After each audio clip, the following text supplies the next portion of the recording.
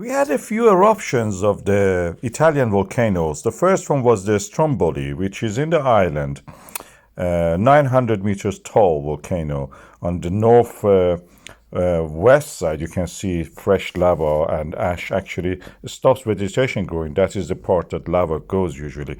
The eruption looks something like this. Impressive, but small. That's the reason it's called a Strombolian. Compared to others, for example, Klitschkovskaya or Popocatépetl, these are minor eruptions, but they are beautiful yet. You can enjoy them looking at the style of the Strombolian eruption. A few hundred meters into the air, lava spews, a lot of gases also, and some ash depending on the time and the material. Etna also had an eruption, smaller than is usual, but compared to what you see in the Stromboli, that is quite big. What you see is two of the volcanic summits.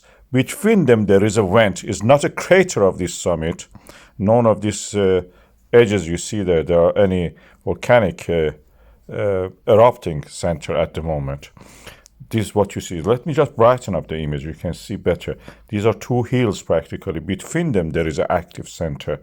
And in any way, Etna doesn't have one vent. It has multiple vents and they erupt. And this event was one of those ones. You see that there is a summit not related to the current eruption just happening there.